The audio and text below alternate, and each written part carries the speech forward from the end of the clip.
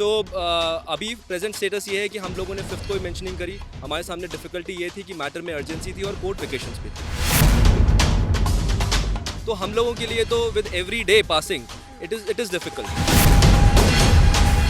क्योंकि मैंने जितना मनीष का केस देखा है तो उसमें जितना भी कंटेंट उन्होंने सोशल मीडिया पे अपने माध्यम से प्रसारित किया, अपने चैनल के माध्यम से प्रसारित किया, उसमें ही has referred to the national media, national mainstream media.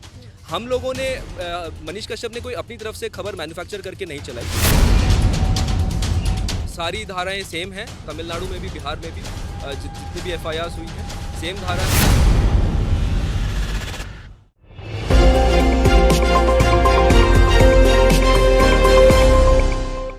तो हमारे साथ इस समय बिहार में जो मनीष कश्यप हैं, पत्रकार, जिनको इस समय जो है ये जुडिशरी रिमांड में चल रहे हैं, इनका जो केस हैंडल कर रहे हैं एडवोकेट आदित्य, वो हमारे साथ हैं। तो आदित्य, सबसे पहले तो बहुत बहुत वेलकम इंडी टाइम्स में।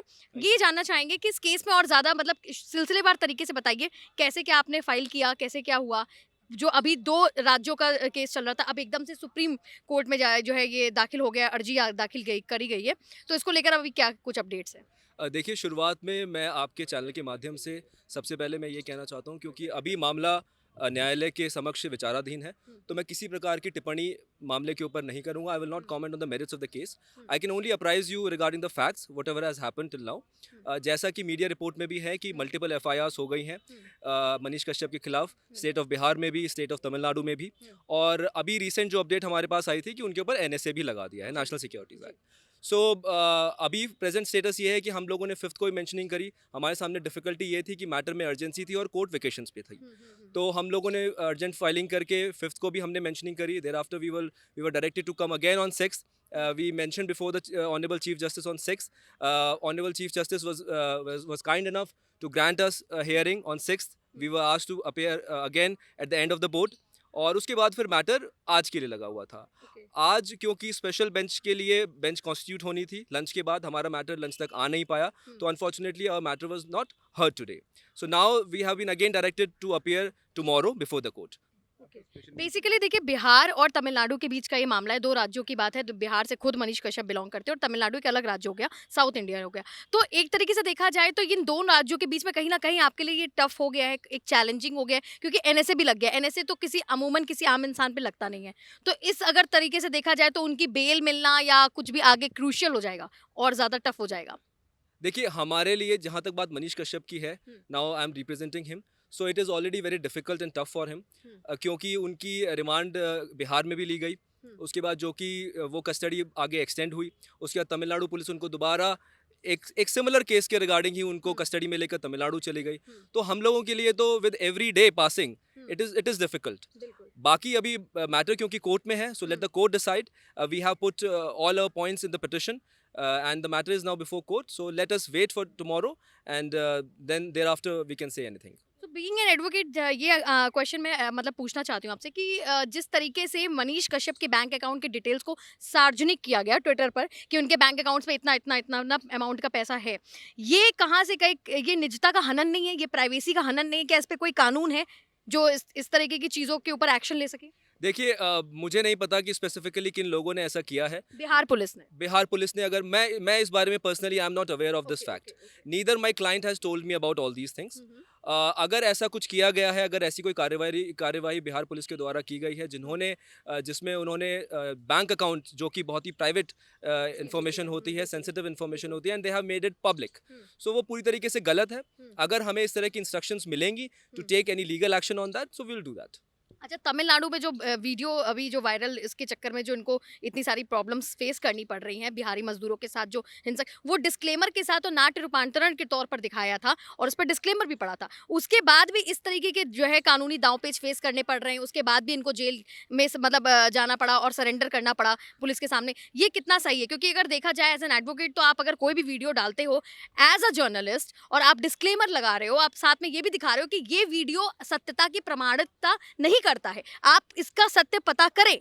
एक सरकार के ऊपर आप क्वेश्चन कर रहे हो, तो वो एक सरकार के ऊपर क्वेश्चन करना एक लोकतंत्र की आवाज के लिए, एक रिप्रेजेंटेटर ऑफ मीडिया के लिए, मास मीडिया को जो रिप्रेजेंट कर रहा है एज अ जर्नलिस्ट, आपको क्या लगता है ये कितना सही था उनके लिए? देखिए, मैं सही और गलत की बहस में इस समय पे नहीं जाना चाहूँगा। जी। बट लेकिन आपके सवाल का उत्तर देते हुए मैं ये ज़रूर कहना चाहूँगा हुँ, कि ये तो हमारा शुरुआत से ही केस रहा है कि we are a victim of political vendetta. हुँ, और हमने क्योंकि मैंने जितना मनीष का केस देखा है, हुँ, तो उसमें जितना भी कंटेंट उन्होंने सोशल मीडिया पे अपने माध्यम से प्रसारित किया, अपने हुँ, चैनल के हुँ, माध्यम से हुँ, हुँ, प्रसारित किया, उसमें ही has referred to the national media, हुँ, नेशनल मेन स्ट्रीम मीडिया। हुँ, हम लोगों ने मनीष कश्यप ने कोई अपनी तरफ से खबर मैन्युफैक्चर करके नहीं चलाई। हुँ, अगर आप देखेंगे तो बहुत सारे लीडर्स जो थे, हुँ, इनफैक्ट बिहार के जो चीफ मिनिस्टर हैं हुँ, नीतीश कुमार जी, हुँ, उन्होंने भी अपना ट्वीट करके इस पूरे प्रकरण का संज्ञान लिया और उन्होंने बिल्कुल। कहा कि मैं इसके ऊपर कार्रवाई करवा रहा हूँ या उसकी जानकारी मैं ले रहा हूँ। हुँ, तो मनीष कश्यप ने जितना भी कंटेंट प्रसारित किया, उसमें उन्होंने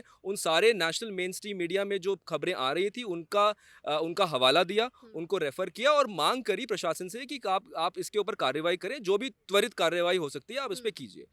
तो किन-किन यही धाराओं पे केस दर्ज हुआ है? किन-किन देखिए धाराओं को लेकर? देखिए 153 ए मेजर धारा है हुँ, और सारी धाराएं सेम हैं, हुँ, तमिलनाडु में भी, बिहार में भी। हुँ, जितनी भी एफआईआर्स हुई हैं सेम धारा है और कुछ प्रोविजंस आईटी एक्ट के हैं। फिर 153 ए जो है वो मूलतः बात करता है कि दो ग्रुपों में, दो ग्रुप्स में लड़ाई करवाने के हुँ, विषय में बात करता है। तो हुँ। ये मेजर धाराएं हैं जो कि उनके ऊपर लगी है। आईटी एक्ट तो एक वो कहते हैं बहुत बड़ा एक्ट है, उसके तहत किसी न किसी आपराधिक श्रेणी में उनको लाके खड़ा कर दिया है एक जर्नलिस्ट को।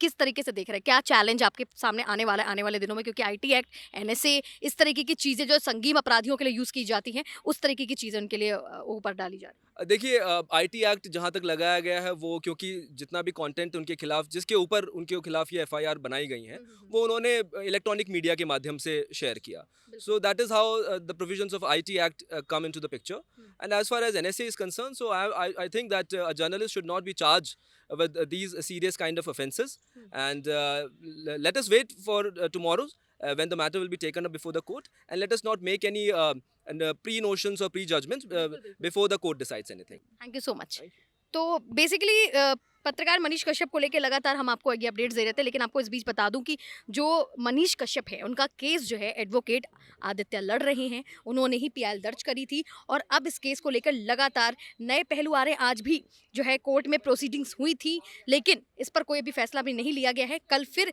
एक जो है पेशी होगी, वकीलों की तरफ से दलीलें दी जाएंगी और इस तरीके से आने वाला टाइम में ये निर्धारित करेगा कि ये केस कहाँ तक पहुंचा और इस पर क्या कानूनी दांवपेच रखे गए हैं। कैमरामैन अमितांशु के साथ मैं आकांक्षा, इंडी टाइम्स।